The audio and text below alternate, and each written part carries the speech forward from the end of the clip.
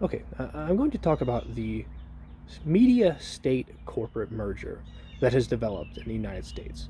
Now, you've probably heard the phrase state corporate merger, and I've tacked on the word media to the beginning of that phrase, okay? And with good reason. I'm going to explain why. So, when we talk about a state corporate merger, what we're really talking about is political corruption. We're talking about the collusion between corporations and the state.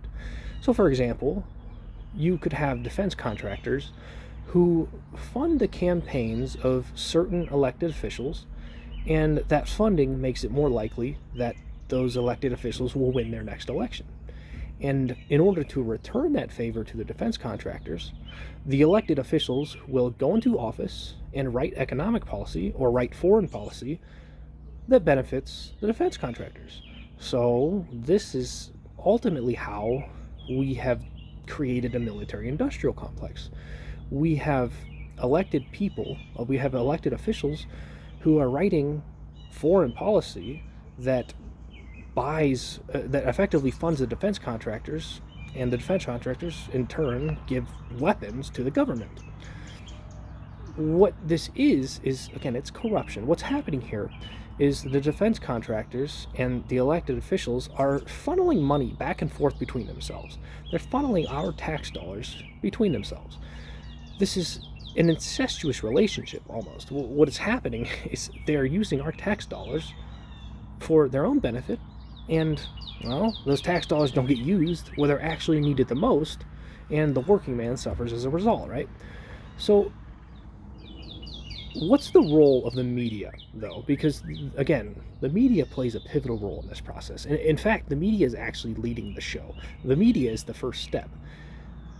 Why is the media the first step, though? Well, again, let's think about this. In order for the state corporate merger to develop, in order for those corrupt politicians to collude with the defense contractors, for example, we have to elect them first, right? The media tells us who to vote for. The media tells us to elect the corrupt politicians who then collude with the corporations. The media is the first step. The media has to be infiltrated by profit motives in order to convince the population to democratically elect the corrupt politicians, okay? So again, the media is literally running the show. They are the first step in the creation of any state corporate merger in a democratically elected country. So, or in a country with democratically elected politicians. So, this role that the media plays is actually, it's everything. The media not only tells you who to vote for, but they give you your information. They tell you who to blame for certain problems. They tell you what's happening in the world. Information is everything. Information is the way that we determine who we vote for. So if there's no media telling you to vote for some third-party candidate, then the third-party candidate never wins, never gets elected, right? Now, we have to make a distinction here between the media corporations and the corporations who sell traditional goods and services, or the corporations who sell bombs to the government, for example, because the media corporations don't really sell a product or service. What the media corporations sell is an idea. The media corporations will sell you the idea of a Trump presidency or a Biden presidency, for example. CNN will sell you the idea of a Biden presidency. Fox News will sell you the idea of a Trump presidency, right? And beyond that, media corporations will also sell you the idea of a nice sports car. They'll sell you the idea of new furniture, for example. And they do this after the mainstream media segment, right? After that Fox News or CNN segment, when the commercials come on. When the commercials come on, those commercials are trying to sell you the idea of whatever product or service is in the commercial. So that commercial represents ad space, right? That media corporation sells that ad space to the defense contractor, or to I don't know, to BMW or whoever it may be. In other words, the media corporations, again, they don't sell traditional goods and services. most of their revenue comes from ad revenue. So they are dependent on selling the idea of a product or service, or selling the idea of a candidate to their viewers. We need to do a simple thought experiment here. We need to simply follow the money, and what we can do is we can figure out how this state corporate merger developed. So again, the corporations who sell sports cars or who sell bombs, the defense contractors who sell bombs, they're all corporations. They buy the ad space in mainstream media. And then in turn, after those commercials turn off, the mainstream media sells you the idea of a certain political candidate, a certain presidential candidate, for example, and then the American public goes and votes for those candidates, right? So it follows that those candidates that the mainstream media supports are going to go into office and write economic policy that benefits the profits of the corporations buying the ad space in the mainstream media. Otherwise, those mainstream media corporations couldn't exist. So it's very important to understand this triangle of tax dollars. Okay, the media, the corporations, and the government are shoveling your tax dollars amongst themselves. Again, it's like an incestuous relationship between these three branches, between the media, the state, and the corporations. The media controls the information, so they control who you vote for. It follows that if you vote for any candidates who are propped up in the mainstream media, you are voting for and complicit to the state corporate merger. In other words, you can't vote for anyone that is propped up in mainstream media. Otherwise, you are voting for the state corporate merger. Again, you simply only need to follow the money. The media corporations sell ad space to the regular corporations, and in order to maintain that ad revenue, they have to make sure the corporations are profiting. In order to make sure those corporations are profiting, they prop up candidates who write economic policy that benefits those corporations buying that ad space. Again, just a triangle of profits. So, or rather, a triangle of your tax dollars, in fact.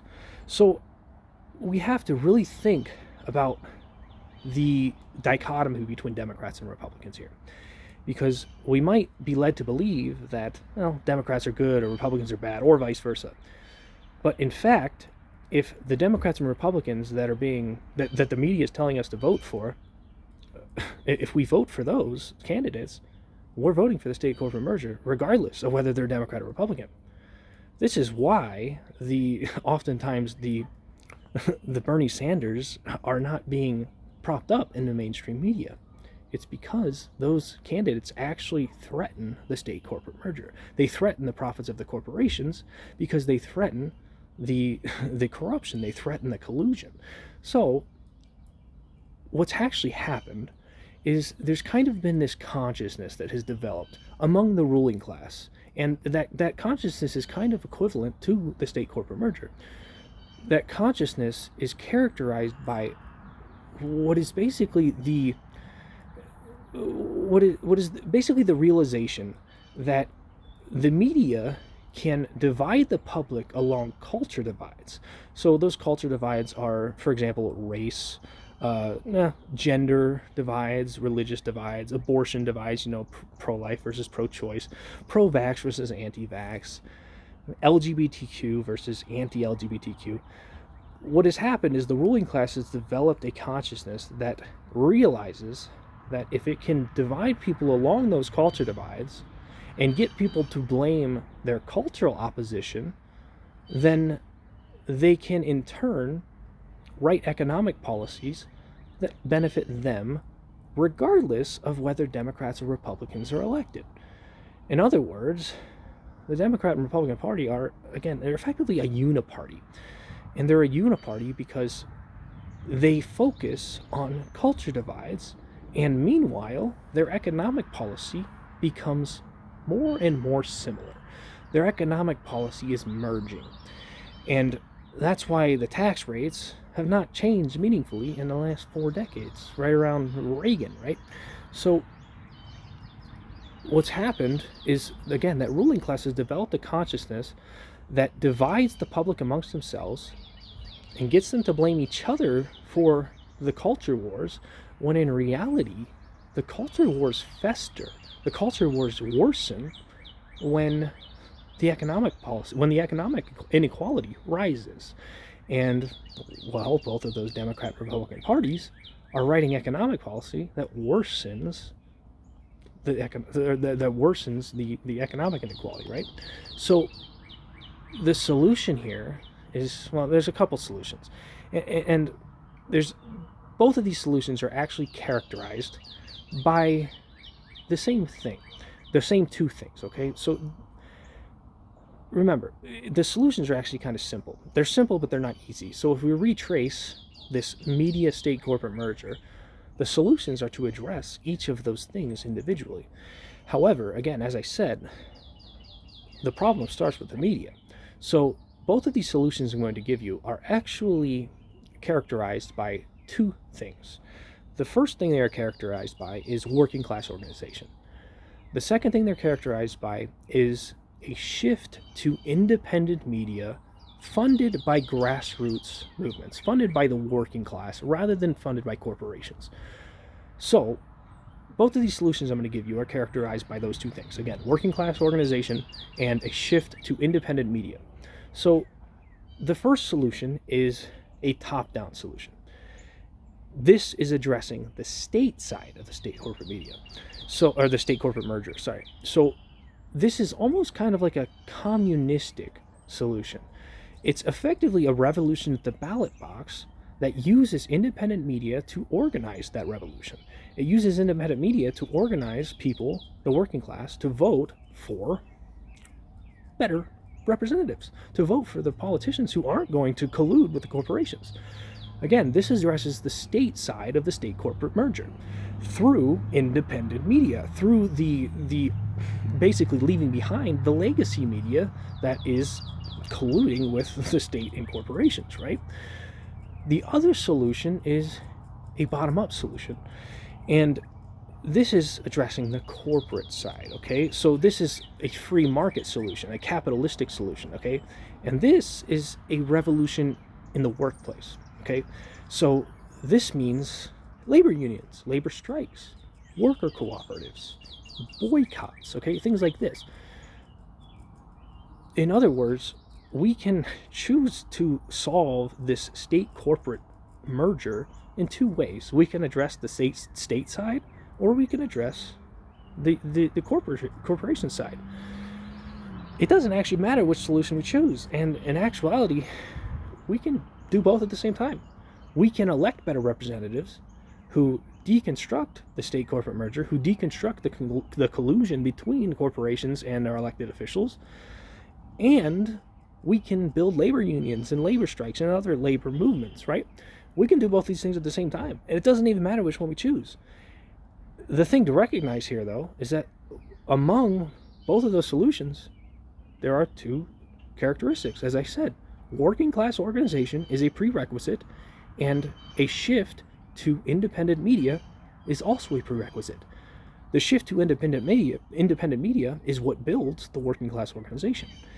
If corporations are funding the independent media with ad revenue, for example, if you're on YouTube and you're making ad revenue, and you are making videos based on what brings in the most ad revenue, there's a good chance that you are contributing to the state corporate merger.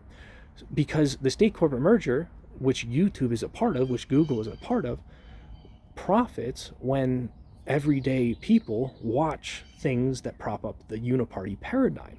So in order to actually break out of the legacy media hold, you have to transition to independent media that is funded, again, by grassroots movements. It's funded by the working class. If the independent media you're watching is funded largely by ad revenue coming from corporations, then those independent media hosts, they're going to be kind of steered in the direction of content that boosts the uniparty. The thing about the uniparty, again, is that the consciousness that has developed is one that focuses on dividing people between Democrats and Republicans, when in reality, the Uniparty doesn't care who wins. Elite Democrats and elite Republicans don't care whether Trump or Biden wins, because they win either way. It's not Biden versus Trump for them. It's Trump and Biden versus all the other third parties, okay? What's really happened here is kind of interesting, because we had free market capitalism, and then the free market capitalists became so conscious, they became so good at siphoning profits, that they learned to effectively divide and conquer the public by creating a state corporate merger. They learned that they could divide, again, that the consciousness grew. They learned that they could divide the public along culture divides, and in that process, they own both parties at that point, and whichever candidates they elect from either of those parties, they are complicit to that state corporate merger. In other words, the capitalistic free markets ushered in socialism for the rich.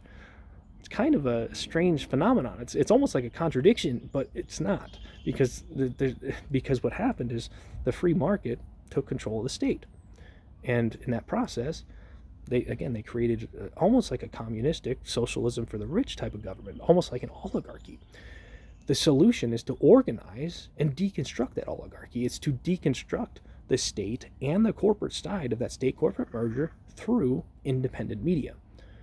Again, as I said for the third time, the role that the media plays in this process is that the media controls the information.